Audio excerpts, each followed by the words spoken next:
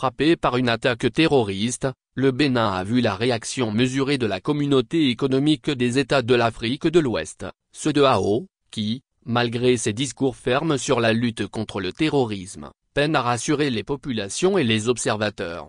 Le 8 janvier 2025, une attaque sanglante dans la zone de Pointe-Triple, au nord du pays, a causé des dizaines de victimes. En réponse, la CEDEAO a publié un communiqué officiel le 11 janvier, exprimant ses condoléances et réaffirmant son engagement à éradiquer le terrorisme en Afrique de l'Ouest.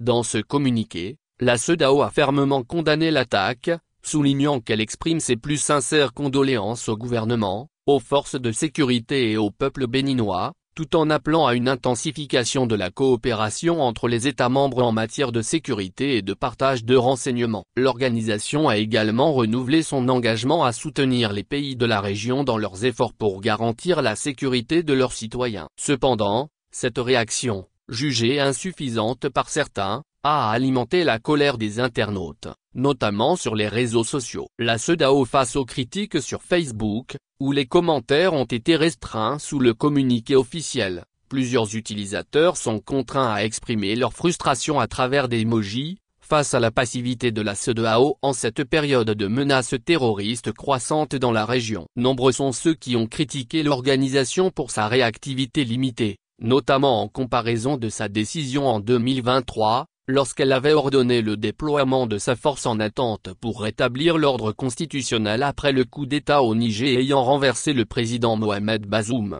Sur Twitter, les critiques se sont multipliées. Un internaute a ironisé sur l'absence d'une force militaire pour lutter contre le terrorisme dans les pays encore relativement épargnés, en comparant la situation au Niger. Donc, il y a une armée pour imposer Bazoum au Niger, mais pas une armée pour anticiper la menace terroriste dans les autres pays de la CEDEAO, a-t-il écrit. D'autres, comme Moussa Diawara, ont souligné la nécessité pour l'organisation de déployer concrètement ses forces pour aider les populations victimes de ces attaques, rappelant l'inaction face à la menace qui pèse sur des pays comme le Bénin, la Côte d'Ivoire, le Ghana et le Togo.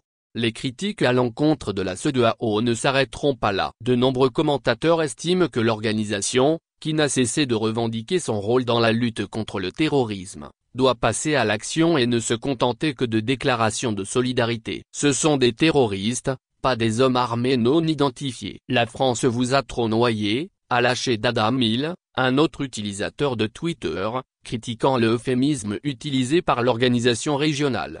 Le problème du terrorisme reste, en effet, un fléau de plus en plus présent dans la sous-région, avec des conséquences dramatiques pour les pays du Sahel et de l'Afrique de l'Ouest. Si la CEDEAO a multiplié les déclarations et les plans d'action contre cette menace, les attaques se poursuivent et se propagent à des pays qui jusque-là n'avaient pas été autant affectés.